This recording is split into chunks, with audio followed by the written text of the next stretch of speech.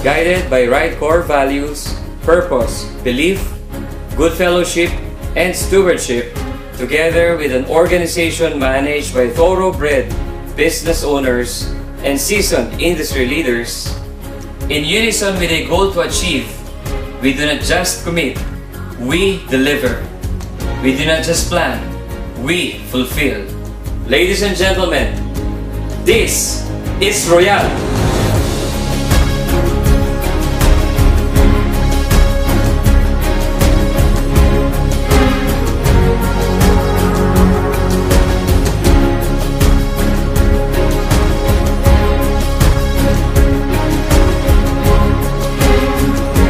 Malaki po na itulong ng pagbubukas dito ng Royalistas International General Trading. Dito po kasi napapatunayan natin na yung ating negosyo ay pang-international na, hindi lang sa Pilipino, kundi sa lahat na po na ibang lahi.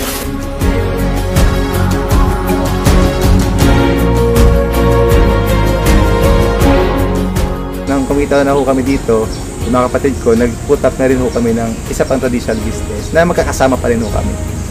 Napagtayo kami ng isang restaurant at the same time yung car wash na ito patatakbuhin po ng pamilya ho namin. Itong negosyo na to, ito ay bunga ng negosyo ng Royal.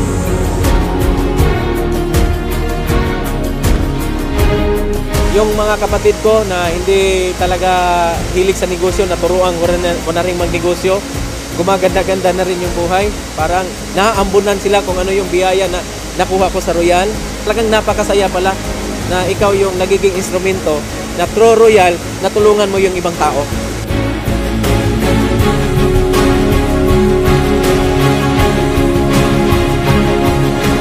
Ibang klase yung vision nung may-ari.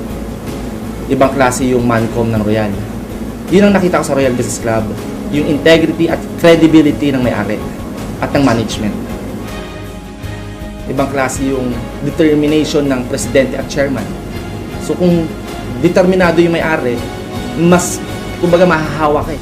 This kind of opportunity, especially with the management team that we have, with the heart of the chairman that he has, and the intelligence of our president and the COO, and the ability of our leaders, I am very sure that Royal yung solusyon sa mga pangarap.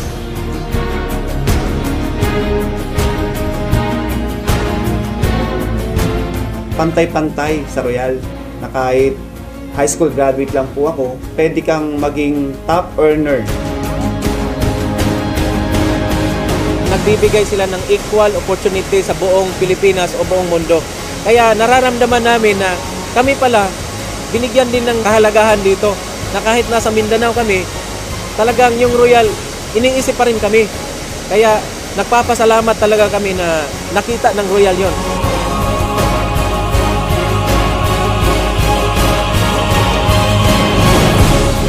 Since the inception of Royal, our intention is to lead and set the trend.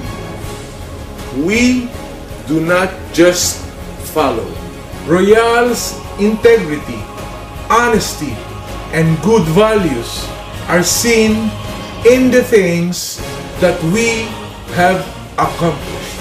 Still, our preparation and hard work will remain to be the company's primary asset. This is Royal.